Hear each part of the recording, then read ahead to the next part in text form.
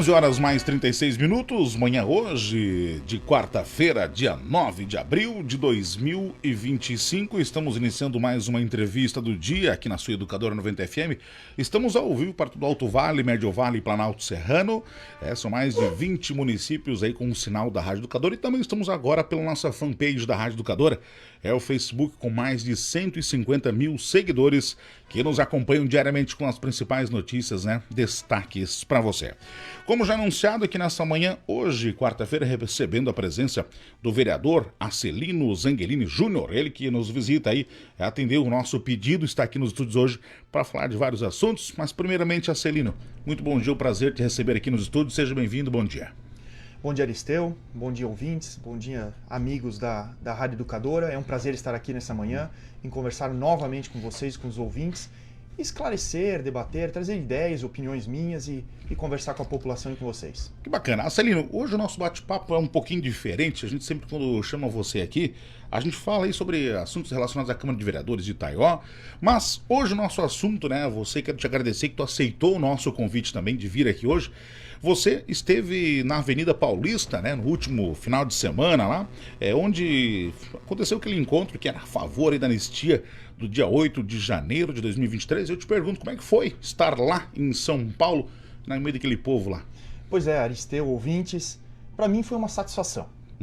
Foi cansativo, foi só no fim de semana, mas foi uma satisfação, decidi até em cima da hora de ir. E já nos últimos anos, aí, talvez mais de 10 anos, eu sou uma pessoa muito incomodada com o que acontece em Brasília, sabe? Toda essa lambança, toda essa corrupção, todo esse sistema político que atrasa tanto o nosso país.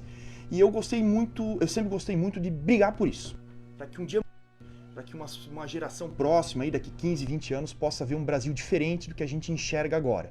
Então surgiu essa oportunidade e mais uma vez eu fui até na Avenida Paulista para expressar o meu sentimento de repúdio a tudo que acontece de errado lá em Brasília. E sim, agora, deste ano para cá, eu sou representante do Legislativo de Itaió, eu sou vereador.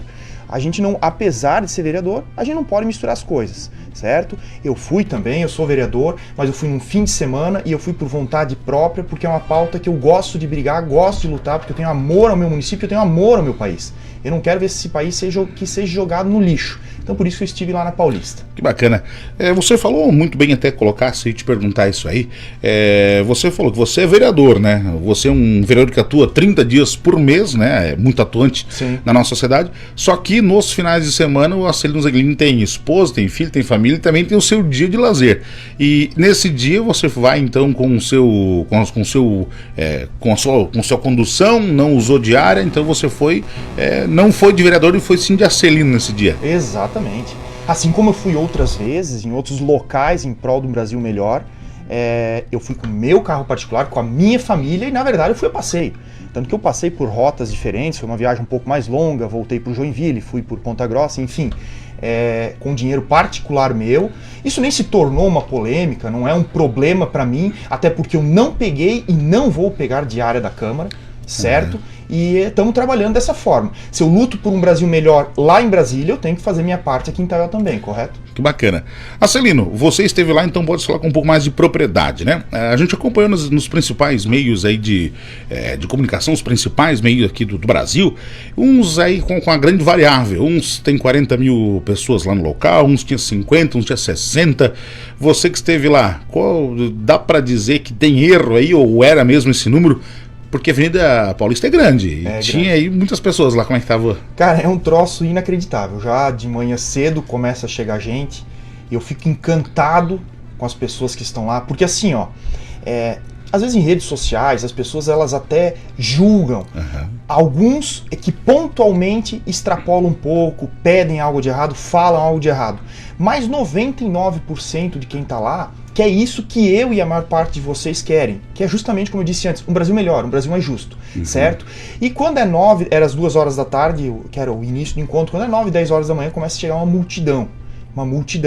Quem tá lá não faz nem ideia de quantas pessoas tem. Eu fico sabendo tanto quanto vocês depois, quando a gente vê as imagens aéreas e tudo mais, porque lá tu não tem, é muita gente. Tanto que para fazer uns vídeos que eu fiz, eu tive que me afastar em um local onde tinha menos pessoas, porque não tinha como. O que eu posso dizer é o seguinte: duvido que tinha só 44 mil pessoas. tinha muita gente. Aquela avenida é gigantesca, as transversais que descem para as outras avenidas, tudo cheia de pessoas, ônibus, milhares e milhares de pessoas. E a gente sabe que 44 mil pessoas amontoadas não é um volume tão grande assim, então fica quase nítido que tinha muito mais de 44 mil pessoas na Avenida Paulista naquele fim de semana, naquele domingo.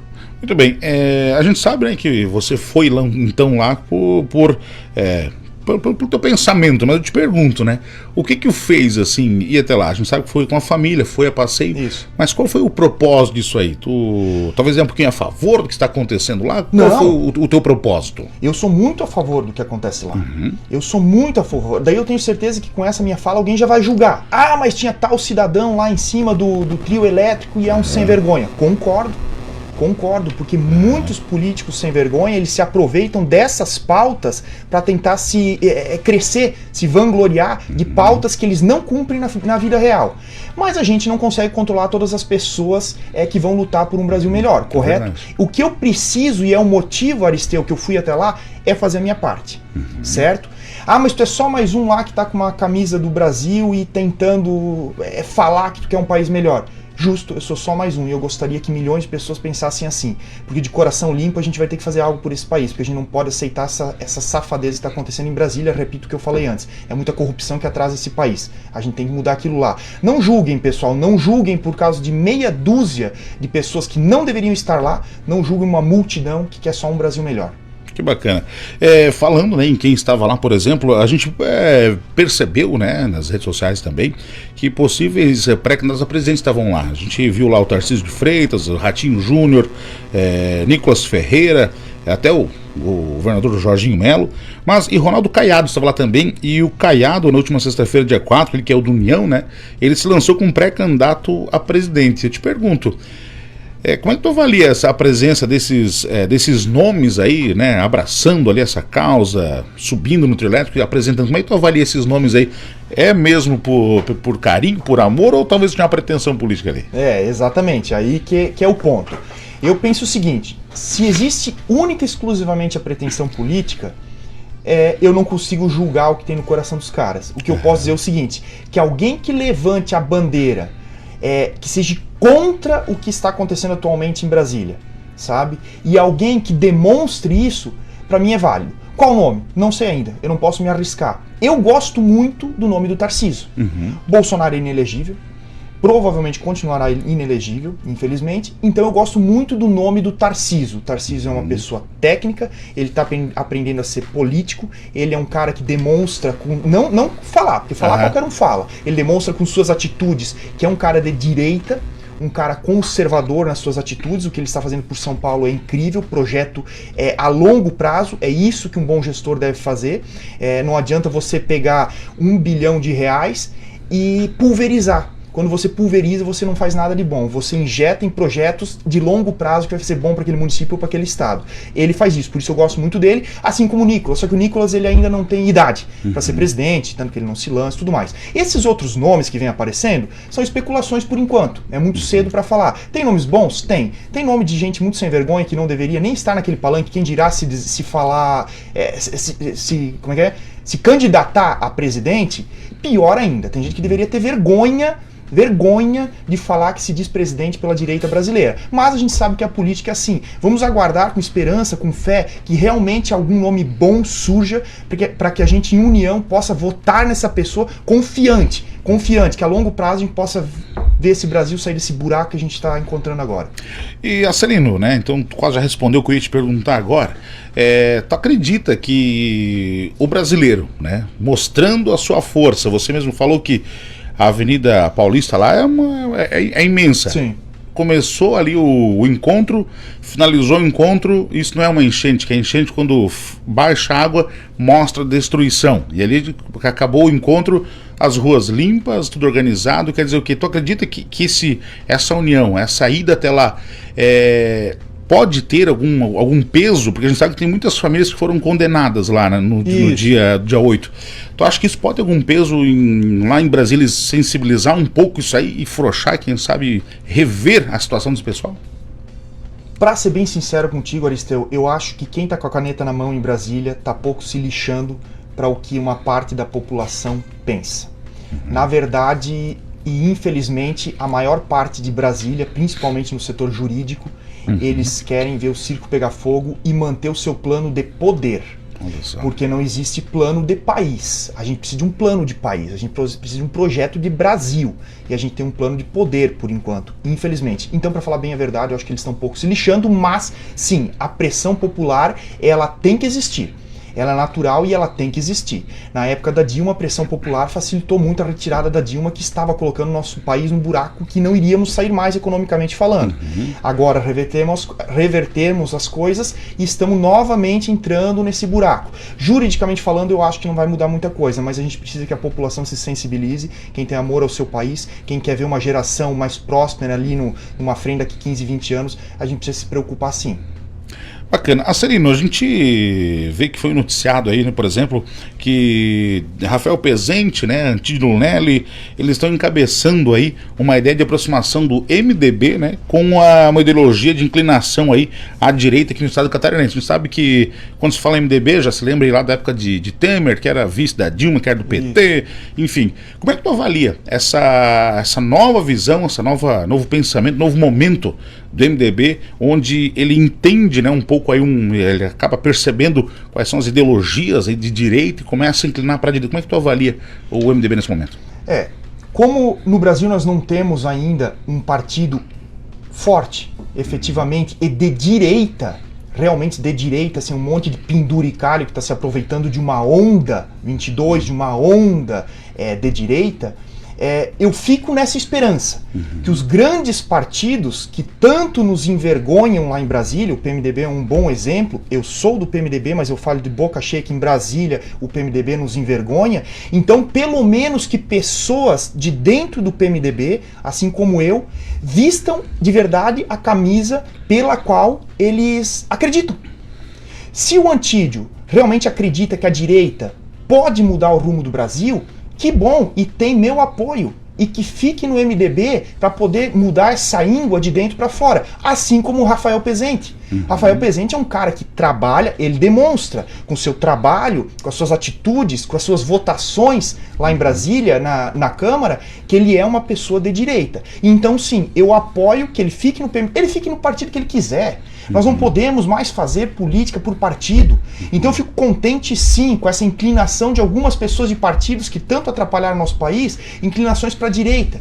Pode ser uma luzinha no final do túnel, isso não vale só para o PMDB, vale para todos os partidos. Que as pessoas enxerguem o que foi feito de ruim nesse país nos últimos 20 anos e que a gente consiga mudar de dentro para fora. Enquanto a gente não tiver um partido realmente que a gente possa se orgulhar de se filiar. Bacana. Vereador, a gente até noticiou hoje no nosso portal educadora.com que os vereadores de Itaió aprovaram uma moção de apelo, né, por anistia a preso no dia 8 de janeiro. Como é que tu avalia? Acho que foi um pedido do Tardelli, vereador Tardelli, se não me falha a memória. Eu acho que foi. Acho que foi sim. Como é que tu avalia, então, agora essa moção aí aqui do município de Itaió, dos vereadores? Exatamente. Eu assinei essa moção. É um assunto polêmico, porque divide muito a população em três partes. Aqueles que não estão preocupados, aqueles que são a favor da anistia e aqueles que são completamente contra. O que eu fico muito triste é que as pessoas elas debatem essa pauta tão importante fazendo política, única e exclusivamente. Ninguém está preocupado com as pessoas, ninguém está preocupado com a parte jurídica. As pessoas estão preocupadas, porque eu sou Bolsonaro, então tem que dar anistia. Não, porque eu sou Lula, então eu sou contra a anistia. Não é esse o cálculo que tem que ser feito. O cálculo tem que ser feito se juridicamente isso é viável. Se isso é uma verdade o que está acontecendo. Algumas pessoas nas redes sociais me falaram o seguinte: mas são criminosos. Será que são criminosos? A gente vê no Brasil corruptos assumidos, certo? Que são senadores. Com delação e tudo, né? Oi? Com delação e tudo. Exatamente, assumidos. Onde tem pessoas que falaram: não, fui eu que cometi aquilo. Ou ele cometeu e está aqui o vídeo provando. Essas pessoas viram senadores. Essas pessoas viram governadores. Essas pessoas, com as manobras jurídicas, com a manipulação da nossa Constituição, essas pessoas conseguem uma anistia. Só que a palavra não é anistia, mas é a anistia que eles têm, porque eles são corruptos. E eles viram, eles são criminosos. Eu não vou citar nome aqui, porque senão daqui a pouco eu estou respondendo na justiça, mas vocês sabem do que eu estou falando. Tropa de sem vergonha que faz a gestão do nosso país. Não estou falando só do PT, não, de vários e vários partidos, como eu falei agora há pouco. Por que que uma senhora, uma moça, eu nem vou falar só da história do batom, porque tem vários que foram, sim, estão utilizando essas pessoas para fazer política, para tentar dar o exemplo, para colocar medo nas pessoas e poder falar numa rádio que nem eu tô falando. E eu tenho medo, porque eu posso responder por falar isso. Entendeu? Eu só tô falando a verdade. O que aquelas pessoas cometeram de tão grave? Ah, mas se são criminosos tem que pagar. De fato, será que realmente é um criminoso? Porque as pessoas que realmente cometeram crimes graves, naquele 8 de janeiro, esses não foram presos, sabe por quê? Porque eles não foram identificados, sabe por quê? Porque as filmagens sumiram. Hoje em dia, filmagem de qualquer lugarzinho, tu tem ela gravada em memórias, em HDs, em nuvem. Incrivelmente, do 8 de janeiro sumiu as filmagens de quem realmente cometeu os crimes, está solto por aí, talvez cometendo outros crimes. Essa tropa de gente aí sendo utilizada para fazer política está lá preso. Acho muito interessante. Eu acho que isso não tem nada a ver com ser de direita ou de esquerda. Isso aí são pessoas, a gente tem que colocar a mão na consciência. Poderia ser um parente seu. Poderia ser uma pessoa íntima sua, amiga sua, parente seu. Tem que cuidar muito. É por isso que eu luto. Eu não estou dizendo que quem cometeu crime tem que sair ileso. Só que a justiça deveria... O símbolo da justiça brasileira não é uma balança equilibrada? Deveria ser assim. Como é que um corrupto sem vergonha que roubou milhões, pessoas morrem por causa da corrupção? Em fila de hospital. A 470 aqui do lado as pessoas morrem todo dia porque algum sem vergonha não mandou dinheiro para duplicar essa BR-470 20, 15, 10 anos atrás. Onde é que foi parar esse dinheiro? Esses caras viram os nossos gestores lá em Brasília, ou mesmo no estado. Tá? Enquanto isso, pessoas que estavam com batom na mão, daí vão pegar 14, 17 anos de prisão. Desculpa, TT, se eu me alonguei, mas é que às vezes tem coisas que... E daí a gente é julgado nas redes sociais. Ah, tu tá defendendo criminoso. Não tô defendendo criminoso, eu tô pedindo um equilíbrio na justiça brasileira. Eu pedi não muda nada, mas pelo menos estou dando a minha opinião, para isso que eu vim aqui hoje. Tu falas na questão de equilíbrio, a gente, quem tinha alguma dúvida pôde agora entender perfeitamente, né, o que tu falas, né, que seria o equilíbrio, né, porque como tu falou, alguém comete um crime aí matou outra pessoa, tirou a vida de alguém, responde por um tempo na cadeia, vamos dizer assim. E vocês, essa manifestação buscava isso, né? Somente que fosse uma pena justa para aquele crime que ela cometeu, né? Exatamente, como eu disse, eu não posso falar nomes, mas nós temos corruptos que roubaram milhões, que foi achado uma ala de dinheiro assumido, vivo, tá? Essas pessoas estão lá, melhor que eu e tu, talvez. Entendeu? Essa que é a parte. Não me importa se você gosta do Bolsonaro, do Lula, se você é do PL, do PMDB ou do PT. A gente tem que ser justo quando fala sobre política. Tem coisas que estão erradas. Então, se eu falar que é uma vergonha a nossa 470, por política, alguém vai ser contra, vai dizer, não, a 470 tá boa. É mentira. A gente tá sendo injusto. O que é justo tem que ser dito. Eu posso errar na minha fala. Inclusive, eu tenho direito de errar. Eu sou um ser humano. Mas nesse momento, eu estou sendo coerente. Eu estou dizendo que o Brasil tem que ter uma economia mais liberal, mais justa para todo mundo. A parte ideológica, ela tem que dar liberdade para as pessoas seguirem a vida como elas querem e estar soltas dessas amarras desse sistema público que amarra o cidadão via imposto, via lei, via vacinação, via tanta coisa, certo? A gente tem que ser justo nas colocações. Esqueça um pouquinho essa polarização de Lula e Bolsonaro. Esquece só um pouquinho e coloque a mão na consciência sobre o rumo que o nosso país está tomando. Bacana. Celina, a gente fala, né, dessa sua ida ali. Eu vou sair um pouquinho dessa curva aí da tua viagem lá. E eu te pergunto, né? Você mostrando que é um vereador, mas que é um cidadão acima de tudo. Foi lá com o seu carro próprio, com a sua família, teve os seus gastos, não teve ninguém que bancou essa dívida pra você. Entraste, tu foi o beija-florzinho na história da Floresta, tu fez a tua parte, né? Tu foi lá, tu fez a tua parte. Eu te pergunto, ano que vem tem eleições já, né? Qual que é a tua posição, qual que é o teu pensamento, que recado que você dá agora, tanto para os seus eleitores, como para os ouvintes, como para os internautas, né? Sabendo o cenário do Brasil, estamos passando por isso aí. Qual é a tua mensagem para os ouvintes internautas referente às eleições que chegam no ano que vem? As eleições, pelo amor de Deus, a quem me ouve, repito o que eu acabei de falar, deixe de lado a polarização, deixe de lado um número de partido, deixe de lado o partidarismo, estudem os candidatos. Hoje em dia, com internet, com histórico, com ficha criminal, vocês conhecem as pessoas. É muito sem vergonha que com o dom da lábia ele consegue engambelar. Vamos votar em deputado estadual, federal, governador, senador e presidente pessoas idôneas ou o mais perto possível disso, porque eu sei que às vezes a gente fica numa berlinda que se passar uma régua bem passada não sobra ninguém. Infelizmente é verdade. Tá? Mas vamos tentar ter um filtro para votar no menos pior. Estudem. Ah, mas aquele cara é bacana, só que é do PP. Vota no cara. Ah, mas o cara é legal, mas é do PMDB ou do PL. Vota no cara. Só que não votem no cara porque ele te trouxe só uma emenda parlamentar. Gravem isso, emenda parlamentar não é presente. Emenda parlamentar é um direito seu, da tua comunidade receber.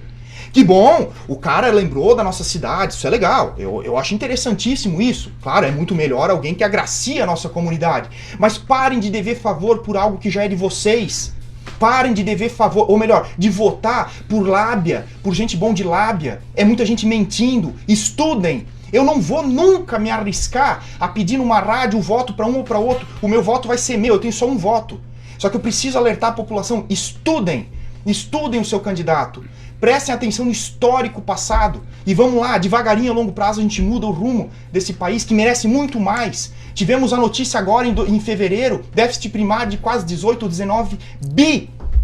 Ou melhor, agora me escapou até se é bilhões ou milhões, mas uma tragédia, desculpa. É uma tragédia econômica que está acontecendo no nosso país. Estudem o seu candidato. É isso que eu peço para as eleições do ano que vem. Bacana.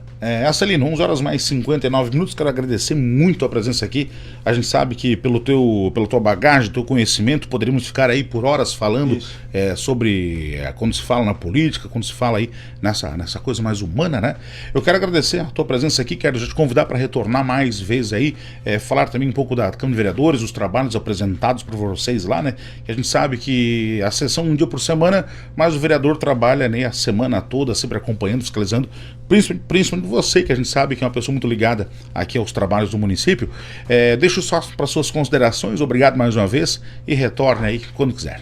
Muito obrigado, Aristeu, pela oportunidade. Hoje o assunto foi a política mais a nível de Brasília, né, a nível de Brasil, mas realmente eu sou vereador desse município, trabalho com muita força, estudo muito, procuro muito fazer o que é justo para a população, estou procurando bons projetos, apresentando bons projetos, sabe, para tentar que devagarinho a gente engrene a coisa. Dou atenção para todas as pessoas, me procurem por telefone, eu estou à disposição, tudo que eu puder fazer na hora eu faço na hora, e o que não depender de mim eu vou correr atrás para a população, porque para isso que eu fui eleito, certo? Eu gosto da minha opinião sobre Brasília, só que também eu tenho uma responsabilidade muito grande aqui no nosso município. Marcelino, antes de retornar, eu quero só pedir mais uma colocação sua.